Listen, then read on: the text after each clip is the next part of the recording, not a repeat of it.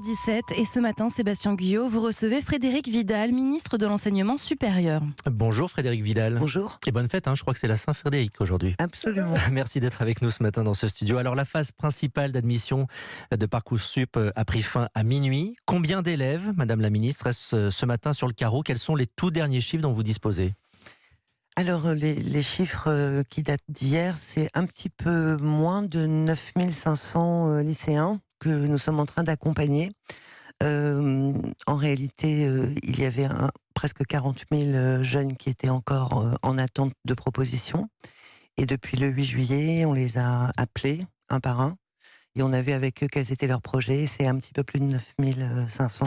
Oui, parce que vous martelez ce chiffre de 9500 depuis hier, sauf que si je regarde bien, 713 000 bacheliers cette année, vous dites 585 000 ont eu une proposition, donc si on fait un calcul simple, ça veut dire qu'il y en a 128 000 qui sont sur le carreau, même si on compte tous ceux qui ont décidé d'aller travailler, de faire une césure, etc., on arrive tout de même, d'après certains calculs, à 54 000 lycéens qui ne savent pas ce qu'ils vont faire à la rentrée.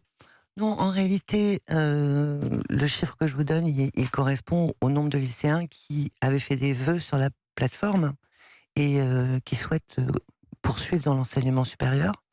Et donc, c'est pas le nombre total de bacheliers qui s'étaient inscrits sur la plateforme.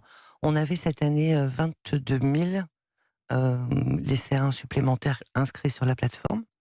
Et aujourd'hui, nous en accompagnons 9 500. Et nous allons créer 10 000 places à la rentrée qui correspondent aux vœux de ces lycéens. Alors, il y a près de 96% de réussite au bac cette année, c'est un record. Ça veut dire qu'il va y avoir plus d'étudiants à la rentrée, rentrée qui inquiète. Je vous cite ce que disait la conférence des présidents d'université qui tire la sonnette d'alarme. Notre système dans son ensemble n'est pas prêt à accueillir cet afflux soudain de nouveaux étudiants. Qu'est-ce que vous leur répondez ? Et en fait, on travaille avec eux depuis maintenant plusieurs semaines. Alors, il n'y a pas que les universités. Globalement, il y a 2,6 millions d'étudiants. 1,6 million sont à l'université, 1 million sont dans d'autres établissements. Et donc, justement, notre objectif, avec Jean-Michel Blanquer pour les formations post-bac qui sont encore dans les lycées, comme les BTS, c'est de créer des places dans les filières qui sont les plus demandées par ces jeunes et dans des filières qui mènent aussi vers l'emploi. On a énormément de jeunes qui souhaitent, par exemple, s'orienter dans des professions paramédicales.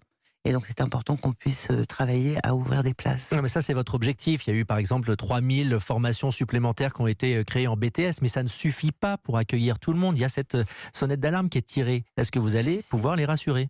Bien sûr, je travaille avec eux en permanence. C'est vraiment plusieurs milliers de places qui sont créées, mais dans l'ensemble des établissements, pas seulement dans les universités. Et j'étais encore avec la conférence des présidents il y a quelques jours, et nous travaillons ensemble. Alors c'est une centaine de places ici, une cinquantaine de places là, mais l'objectif que nous avons tenu année après année depuis 3 ans, c'est que chaque jeune ait une proposition. Donc chaque